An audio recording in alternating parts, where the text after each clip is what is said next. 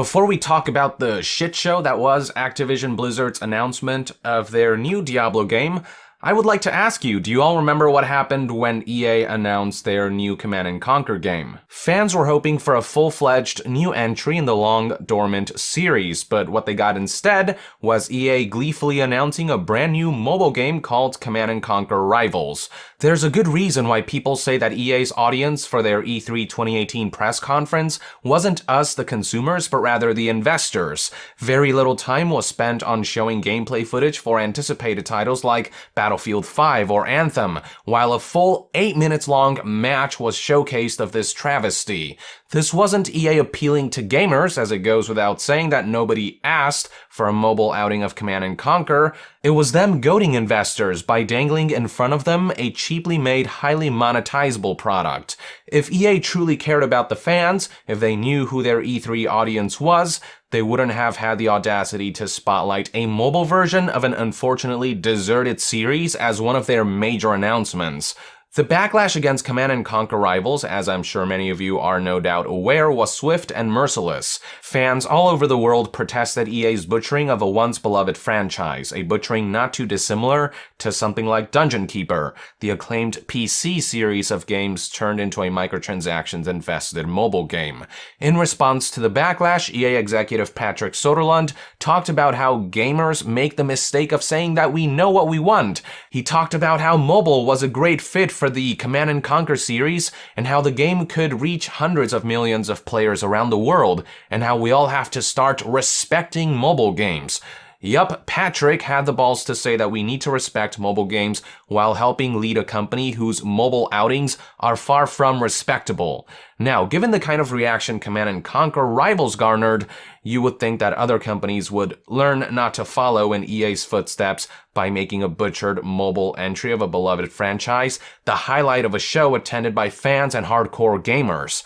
But in comes Activision Blizzard, who decided to double down on this mind-bogglingly baffling strategy during BlizzCon 2018. It is no secret that the amount of hype surrounding the next mainline entry in the Diablo franchise is undeniable, with Diablo 3 having launched over 6 years ago on May 15th, 2012. Fans are thinking that it's about time for Blizzard to announce Diablo 4, or at the very least some kind of Diablo remaster to mull us over.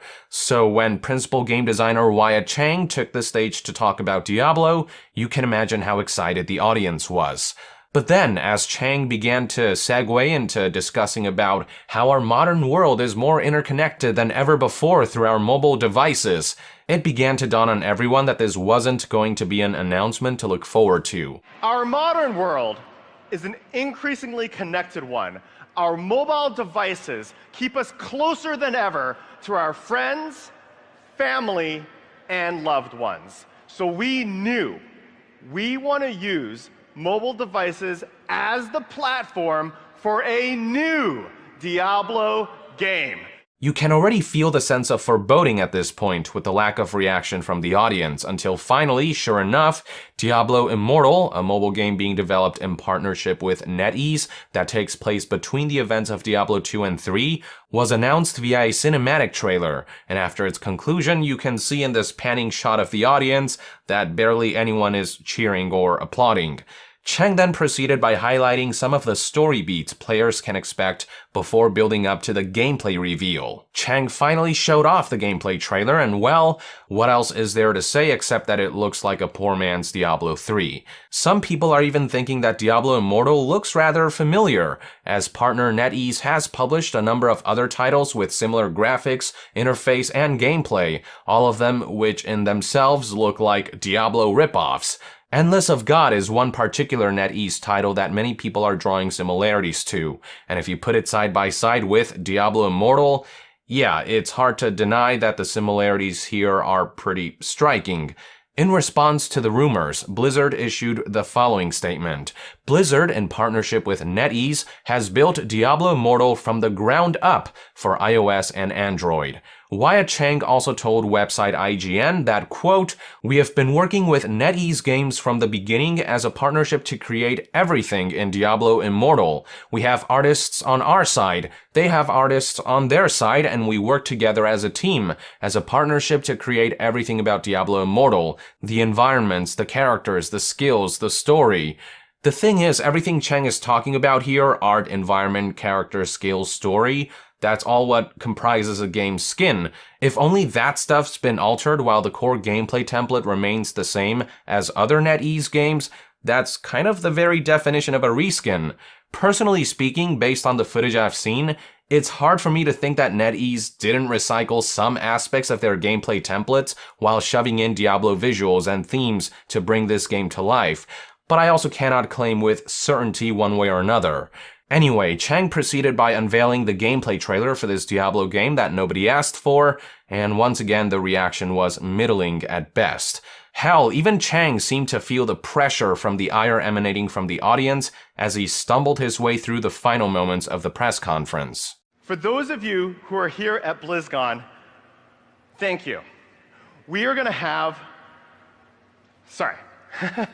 The cherry on top to all this is that Diablo Immortal was what BlizzCon's presentation closed with. You know how they say you should save the best for last? Well, Blizzard completely ignored that sage advice and thought it would be a good idea to make this mobile game their final big showstopper.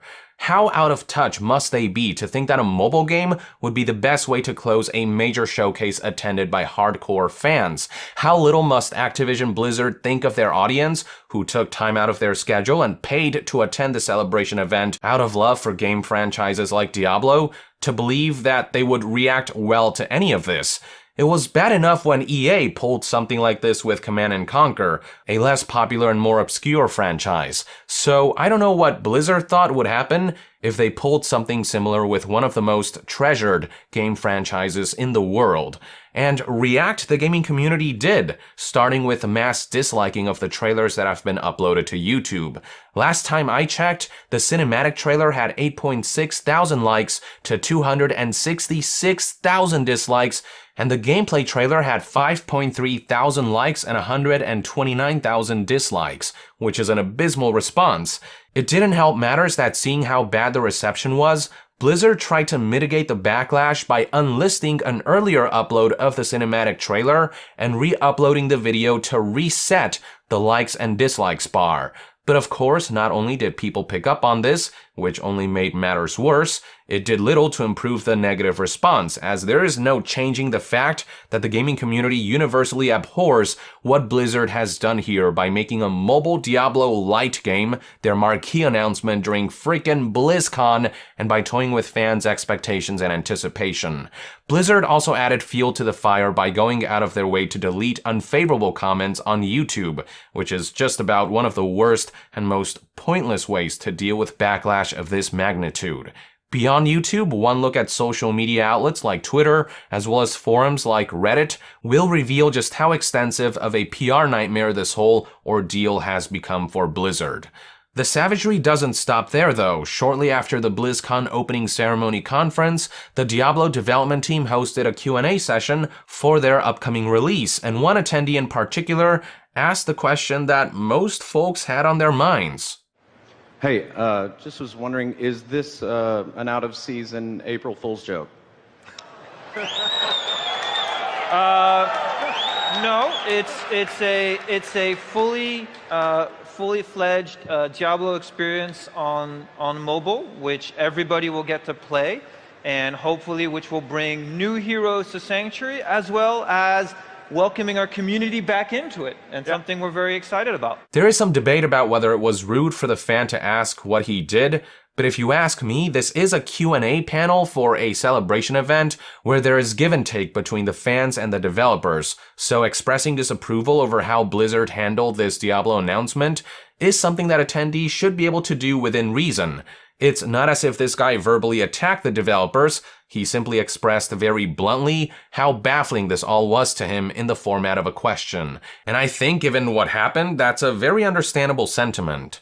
What he did was certainly less rude than for Blizzard to think that BlizzCon attendees would greet the terribly timed and hyped announcement of a Diablo mobile game with open arms. Another moment of the Q&A panel that many are highlighting as further expression of disapproval is this one right here. I was curious, I see a lot of mechanics that we've kind of been begging for in Diablo 3 in this. Is there any plans to make this playable on PC, or is this strictly mobile forever? Are there any? The current plan is to be on mobile, both Android and iOS. We don't have any plans at the moment to do PC. Do you guys not have phones? Yeah, you guys all have phones, right? Oh no, we do have smartphones, but we also have perfectly functional PCs or consoles where we'd love to play a proper new Diablo game with. Hell, even a sparkly new remaster will suffice until the sequel to Diablo 3 is ready to be unveiled to the world. Honestly, did Blizzard expect that there wouldn't be some tension in the air when they decided to host a panel dedicated to a mobile Diablo game after completely crushing Diablo fans' spirits with the announcement of a cash grab product?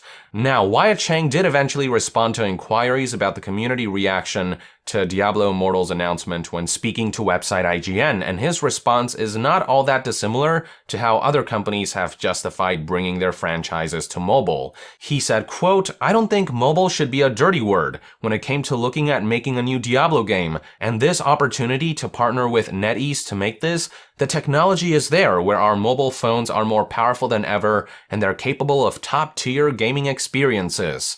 Chang saying that mobile shouldn't be construed as a dirty word is basically the equivalent of EA's Patrick Soderlund saying that we need to start respecting mobile games.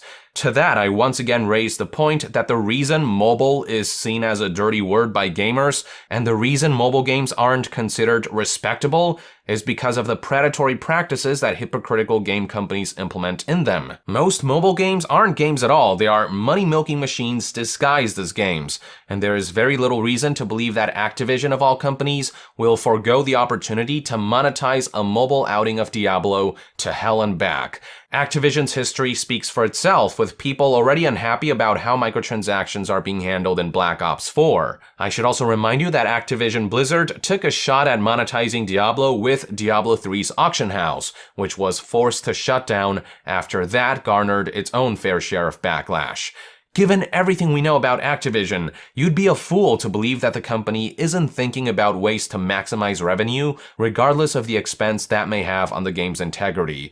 It doesn't help that early impressions of the game prove what many feared, that Diablo's transition to mobile would come with certain compromises, that this wouldn't really be the full-fledged Diablo experience fans know and love. This is very much Diablo Light, and its existence is undoubtedly more of a corporate decision than a creative one.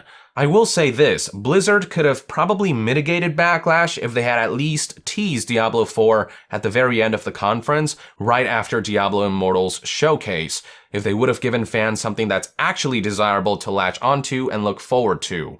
I think what made this backlash so widespread was that Blizzard chose to make Diablo Immortal's announcement such a major highlight during an event in which mobile games don't really belong. The announcement was made at the wrong time, at the wrong place, at the wrong scale with the wrong amount of hype, with nothing truly worthwhile following it up, and it all culminated in fans feeling like they were burned, like their time was wasted, like they were slapped in the face, like this was some kind of off-season April Fool's joke that nobody's laughing about.